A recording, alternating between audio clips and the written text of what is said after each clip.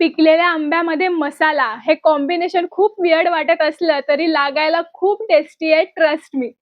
आता मी आमच्या इथली स्पेशल रेसिपी बनवते. त्यासाठी मी रायवळचे साके आंबे घेतलेले आहेत.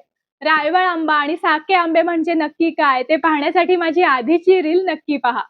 आज मी आंब्याची बाठोणी बनवते. बाठोणी म्हणजे तुम्ही आंब्याची भाजी असं म्हणू शकता.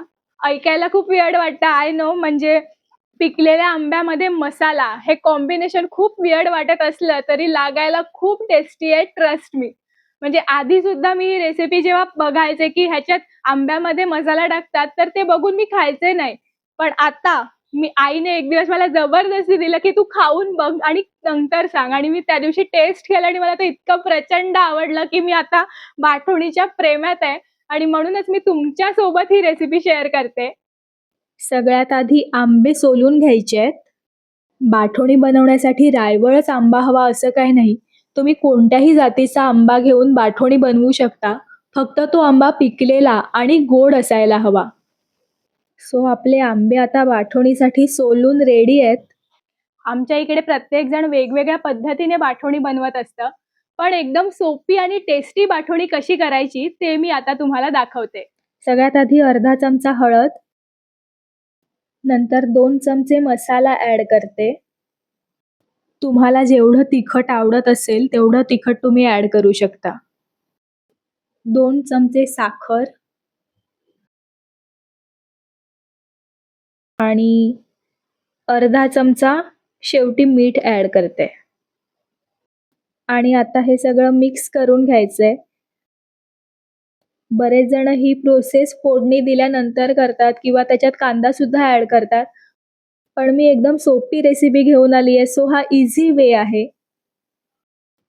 फोडणी देण्यासाठी हाय फ्लेमवर तेल तापवून घ्यायचं. तेल संपूर्ण तापलं की त्यात राई टाकायची आणि राई तडतडली की त्यात लसूण टाकायचा. लसूण हलकासा करपायला लागला की त्यात आपण तयार केलेलं आंब्याचं मिश्रण टाकायचं.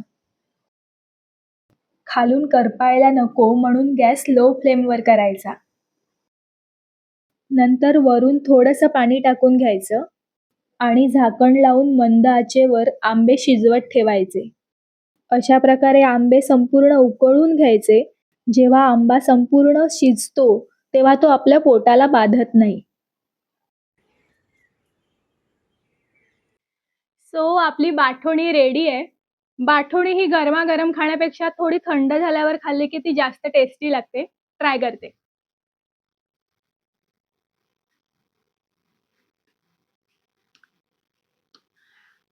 एकच नंबर झाली आहे. म्हणजे आंबट, गोड, तिखट असं संपूर्ण कॉम्बिनेशन लागतंय. खूप भारी लागतंय. तुम्ही पण ट्राय करा आणि मला सांगा कशी आहे रेसिपी.